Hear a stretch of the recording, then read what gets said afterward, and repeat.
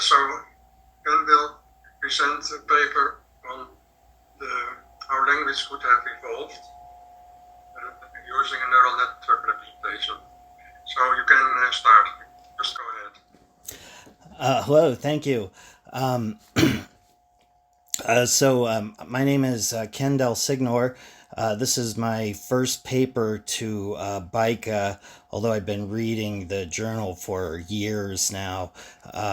I've been a computer scientist in telecom most of my life, and towards the end of my career, I began using Markov data structures to analyze large volumes of telecom data, and I then applied that algorithm to the WordNet English Dictionary, and eventually came to study the strong minimalist thesis in linguistics. And so my model that I'm presenting here is built largely on the SMT model. So we know that the mammals, the neocortex is unique to mammals, and it gives them their greatly increased complexity of behavior relative to non-mammals. And then anatomically, of course, the neocortex is a thin two-dimensional surface which can be unfolded into a flat map computationally with fMRI algorithms. And I'm going to introduce the concept that when we conceptualize a word or a feeling or anything that we can conceptualize, that what's happening is that a cell assembly is firing into a stable attractor state somewhere on the neocortex. So my graph model presented herein gives a computational neural network model that's posited to be the base, the beginning parts of the neocortex neural network connectome. I should say that the model is built with only a single class, and the single class uses only a single recursive function touch to produce the model's language functionality. I should also say that where a cell assembly is a large number of cells that are firing into an attractor state, I am going to encapsulate that or abstract that into a single node instance. I introduced the terminology interface parcel, which is meant to be representative of the neocortex flat map. And when we input, or when we think of a word such as duck, what I'm saying is happening is that we are an attractor state is forming on the interface parcel. Interface comes from the strong minimalist model of linguistics, and parcel is from the neocortex literature. And then on the right-hand side, computationally, the interface parcel is going to be represented in main as just a single instance of the node class, and then the words are going to be declared as child nodes of the IP node. Now, there's, in addition to the standard Markov structure, the node class contains links to a head and a copy node. And this is completely analogous to the head and copy nodes in linguistics. And then so a node is formed by what's called a merge function of a head and a copy node. And then once a node is formed, it can be used as a head or a copy node, and it can acquire branch functions. So in the box on the upper right, this gives the pseudocode skeletized structure of the node class. So every node will have a symbol, which is the word, and then there's a floating point value. And this I've added to the SMT model, and this value is taken to represent false, question, or true. And then, of course, a pointer to the head and the copy and a list of branches.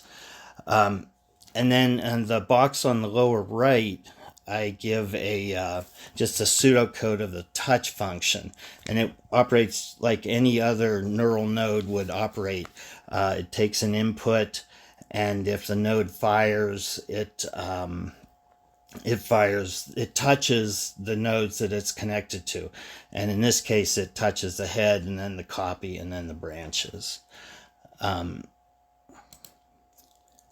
Now, the key thing about the neocortex, just for instance, the English language, there's about 110,000 words in the WordNet dictionary, and I think on average a person knows 3/4 of them.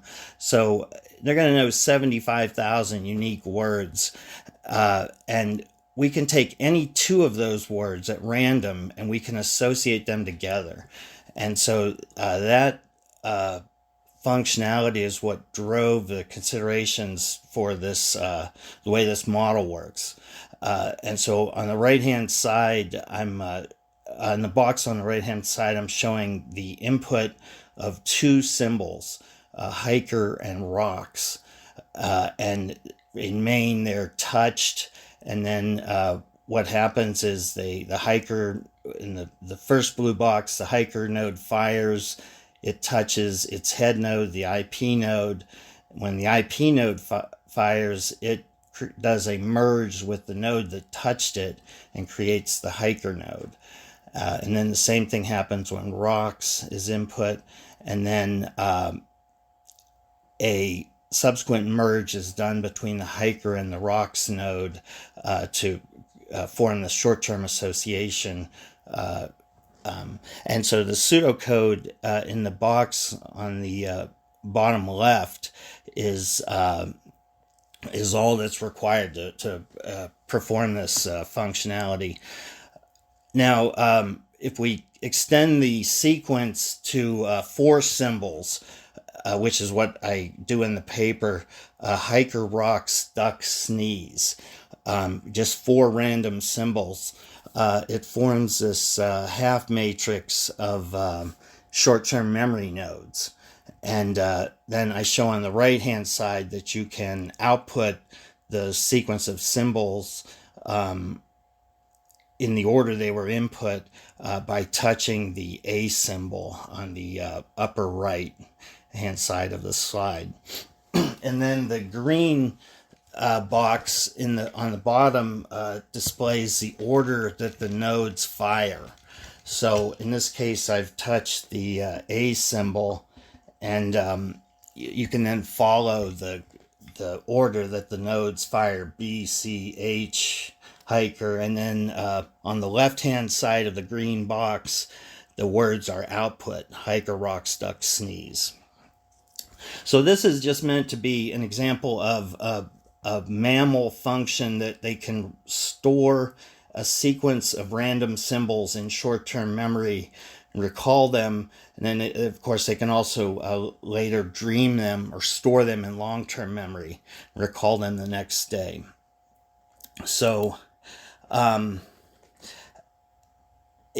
the paper, I talk about chimpanzee dialogue language and the similarities to the basic human parts of speech. At this point in the graph model as developed, simple dialogue mechanisms can be implemented, and they're just shown here. Again, so the touching the node with the value of 0 is a question. So like on the box on the lower right, labeled figure 7, a person just asks the other person what, and that's equivalent to just touching the IP node with the value of 0. And in this case, it would there's a path to output thing. And so in this case, the person had thing stored in short-term memory, and when they were asked what, they output what was stored. So again, these are just simple dialogue mechanisms. Now, I want to go on to a function called movement in linguistics. And this functions from the same short-term memory mechanism, but here I'm going to use the stored value parameter to alter the output ordering. Movement is in the upper left, in the box on the upper left, you see boys eat thing, and then you can change that sentence to boys eat what. And in my model, thing with a value of 0 is what. And then movement is when you move the what to what boys eat.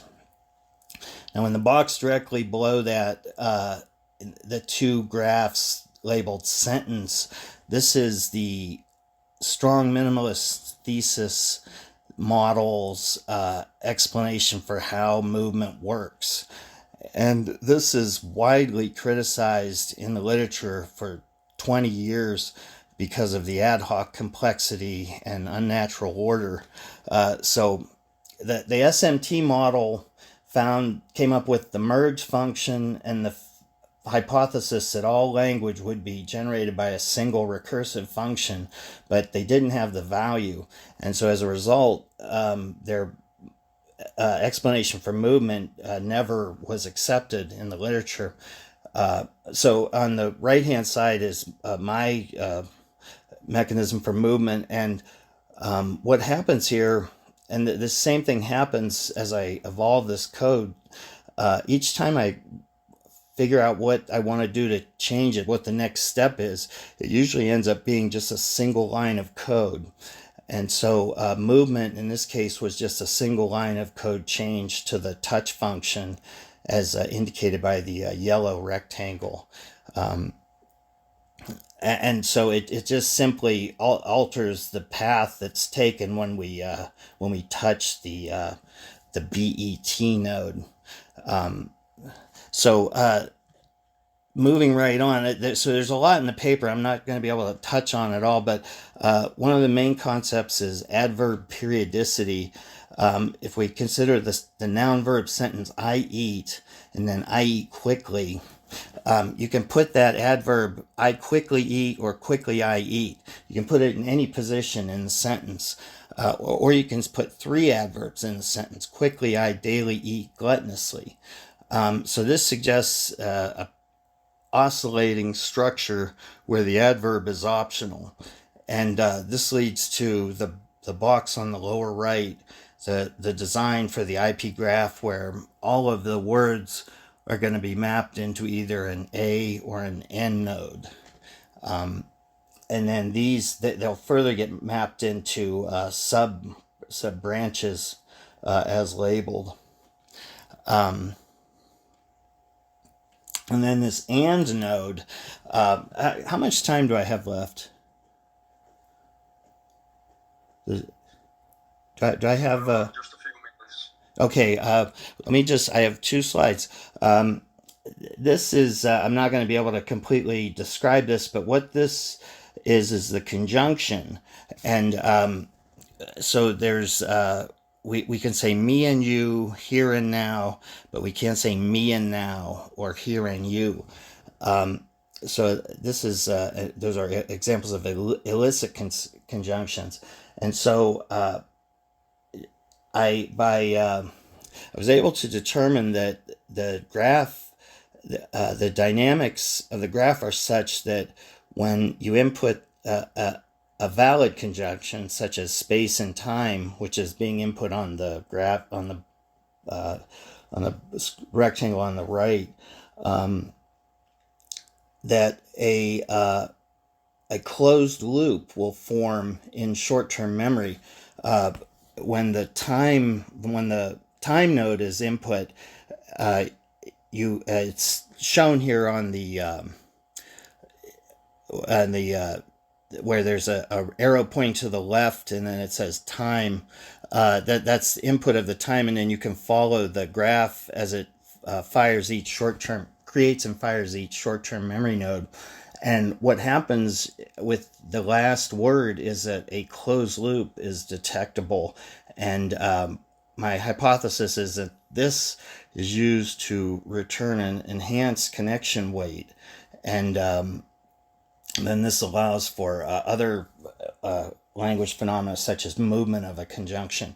But then illicit conjunctions are detected by the node labeled A plus on the right-hand side. The AND node adds a diagonal layer of STM nodes, and these nodes act as can return a false function. And here the hypothesis, which is just completely guessed at based on the language phenomena, is that it would return a false if the closed loop condition was not detected. Such as, so if I said me and now, the closed loop would not be detected if you drew that with the arrows, and so that would explain that. So real quickly, that same mechanism then is found to account for progressive and perfected, if I'm looking at the lower right-hand side rectangular box, this same mechanism of adding a diagonal layer of short-term memory nodes it gives you the language phenomena that's shown here for the progressive perfected, singular plural, and the direct object functionality. So it's too much more than it can be explained in 15 minutes, but just like to go over the high level then conclusion is that the node class is posited to be analogous to a cell assembly that's fired into an attractor state in a two-dimensional neural network. And then the model is built iteratively in main by declaring individual nodes one step at a time. So as I mentioned, the key is to always figure out what the next step is in the model. All phenomena are generated from main using only the touch function, using language examples to reverse engineer the structure of the graph.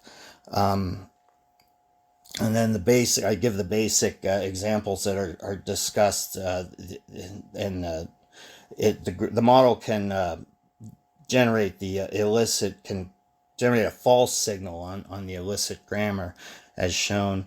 And then the next steps, the model. So I said it's a model of the human neural network connectome, but it's only built out to about 30 cell assemblies or 30 nodes. So the process is to develop it further. Here we introduce the concept of a truncated English, where here I give, if it's sentences, I washed the car yesterday, you can map the words to simpler forms and reduce that to I did thing before, or I verb before, or I verb thing. So where I'm at right now, I'm using the WordNet corpus in such a way to develop the basic structures of the graph. And then truncated English is a term from Noam Chomsky in linguistics, and then I introduce less truncated English. Once you take it, you begin all the way with the most truncated English you can, and then you develop the graph and make it less truncated. And eventually you should be able to process all of the words. Verbs, I don't have completely understood yet how they interact further in the model. Logic and math, I showed two in the one slide just quickly at the end. I showed the noun verb preposition and noun long-term memory nodes in the square brackets. I think logic and math numbers form in those two areas. A dreaming mode can process accumulated memories into structures. And then ultimately, I'd like to build an interactive prototype that can interact and understand what's being discussed and generate questions or statements based on its input. That's all. Thank you. Okay, thank you. Maybe we have time for a very short question. Maybe I have one. Can this model also be used to describe differences between people who have imperfect ways of handling language or memory? Or is this just meant as a kind of ideal situation? It's a very basic idealization that's supposed to be common, would be common to all people. And then different people would have enhancements in different areas, which would change their capabilities and behaviors. Okay, thanks. I have a question. Okay, yes. This network of nodes, it needs to be hard-coded, just like you presented, or it could be subject, for example, to a language game where we could evolve that using some sort of learning. So far, it's hard-coded in main, and here on the box on the left-hand side, you can see where I've made a series of main functions, 1, 2, 3, 4, 5, and I just each time that one of those runs, it initializes the graph hard-coded and does some experiment with it, and then I evolve the graph and modify it to do the different things discussed. But yeah, as of right now, I'm getting to the point where I'm starting to use the large corpuses of data, but nothing like that as of right now. You probably should think about some. Oh, absolutely. Absolutely. Game that could do that for you, and so you don't have this burden of trying to define everything. Well, no, you got to get the beginning part laid down first, and then, that's where I'm at. Here's an example, actually, of the truncated English on the right-hand side. The sentence would be, now the children run here. And that would be something I found on WordNet. And so then it maps to, you build these structures. So yeah, the system is definitely set up to do that, for process large volumes, but it's large volumes of corpus text. But the question is, like I said, what do you do with it? Why is that you need to have like motivation and so it's just the very beginning basic parts of the hypothesized genome connectome of the neocortex. Okay, thanks. So I think it's good to continue. Thomas, are you ready? Yes, I am. Thank you. Let me share my screen.